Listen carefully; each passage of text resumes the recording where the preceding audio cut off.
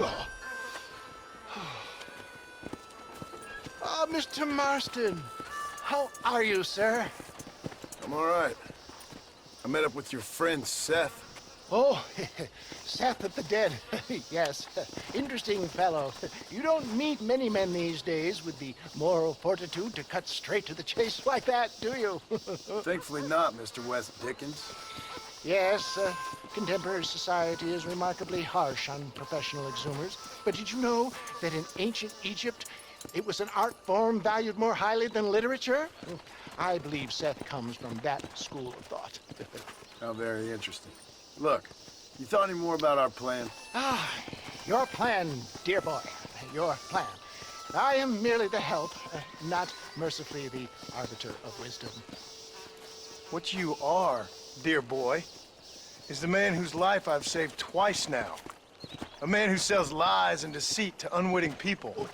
A man who, if he doesn't help me, I won't think twice about putting a bullet through his skull, feeding to the vultures myself. You see, Mr. Marston, you have the exterior of a violent man, but the soul of an angel, and that is what I think I cherish most about you. That's what I thought. But before we can attend to your particular problems, we need some extra lubricant to oil the machinery of business. And this being America, that lubricant with which we concern ourselves is money. Money? What are you talking about? Oh, we need weapons. Armor plate for the wagon, extra hands, and I need some danger money. So, let's sell some more of these cures. Sell cures? Around here? Do you want to see me lynched? Oh, no. The sport of kings. Racing, my friend. The sport of kings. A noble activity without reproach. Exactly the kind of activity where a lying, cheating degenerate like myself can prosper. But come, let's finish the loading and we'll discuss it as we drive.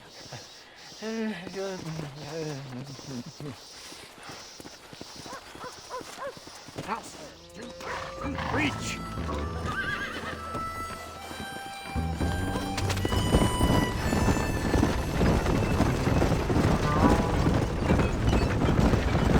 Seth is an interesting fellow, is he not? I wouldn't say interesting, more deeply disturbed.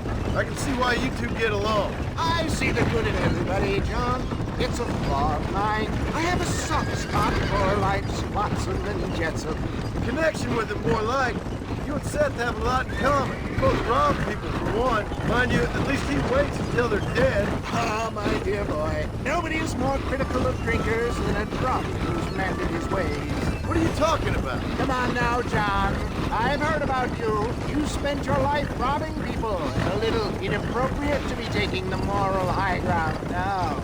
I had the courtesy to put a gun in their face. Whatever helps you sleep easily at night. We stole from those who had too much. We tried to give to those who had too little. A Robin Hood with spurs. Oh, romantic. You expect me to believe that poppycock? Maybe I'll have the good fortune to be able to leave my nefarious life behind one day and work on the government's dime. Don't talk about things you don't understand. Dear, oh dear, simmer down, my boy. You need to start appreciating your friends more. Folks around here don't see you as any different from Bill Williamson.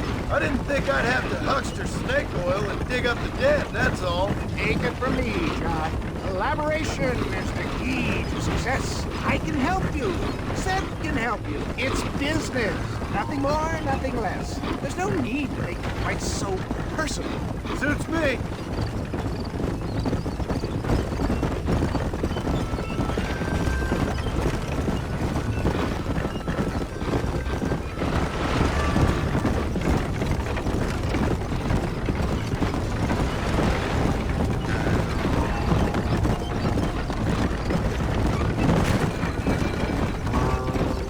Anyway, John, we must talk about the race. Yes, race.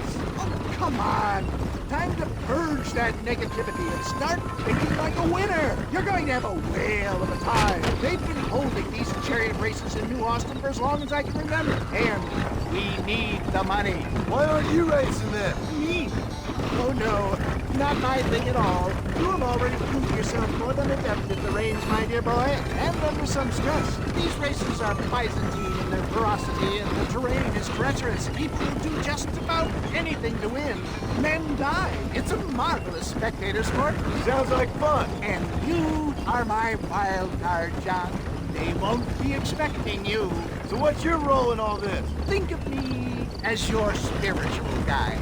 Do I have to? You are a free man, of course, but I strongly recommend it. Imagine, just for today, you are not an aging bounty hunter, and I am not an avant-garde business pioneer.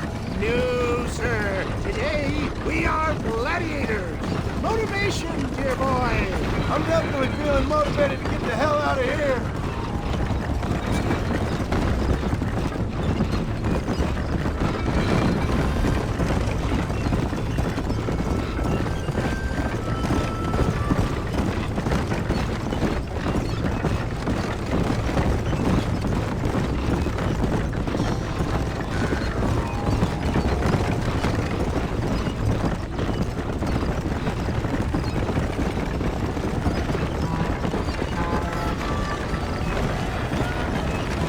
Here we are, John.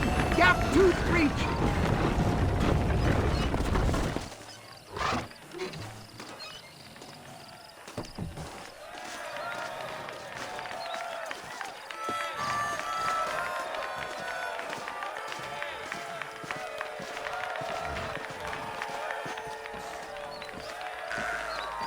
Drivers! Y'all know the rules, but for you newcomers, this here's a fair race. Keep to your manners and let the fester cart pass. So now that's been said, y'all can get to running each other off the road like always. All right now, counting to three. Ready, set, go! Far like the wind, my boy!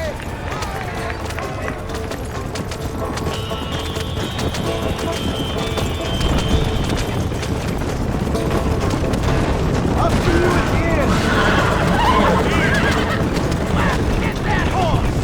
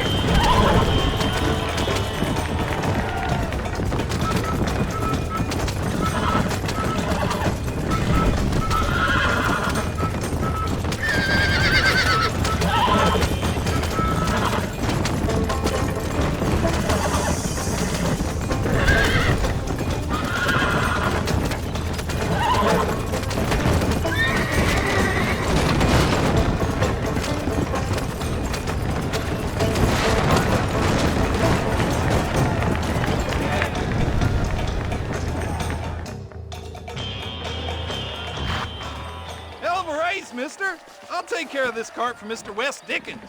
Come on, John. I suggest we beat a hasty retreat.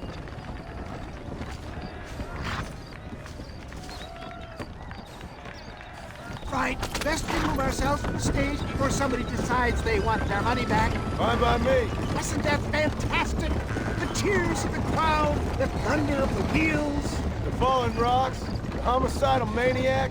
Oh, come on, John. Even a cold-hearted misanthrope like you must have found that just the tiniest bit exhilarating. Not the friendliest bunch, are they? They take their racing very seriously in these parts, and your participation was not entirely pre-approved. That was clear. Ah, sport, war, and heartache. The guilty pleasures of mankind since the dawn of time. I get away from the men we just swindled before you start waxing too lyrical. Yes, of course.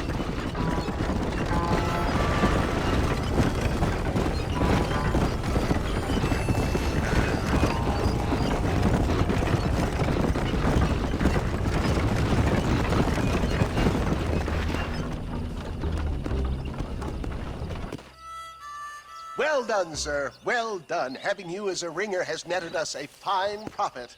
We seem to be wasting time, old man. Oh, patience, my friend. The Trojan horse cannot run before it can walk, if you'll forgive the metaphor. Next, we need to procure some grand and overwhelming firepower. And for that, you need to contact an old friend of mine. Goes by the name of Irish. Irish. Yes, he's an interesting kind of fellow. He usually can be found in Armadillo or some other town around here on some bacchanalian revel or such. Great. An alcoholic arms dealer. What could be better?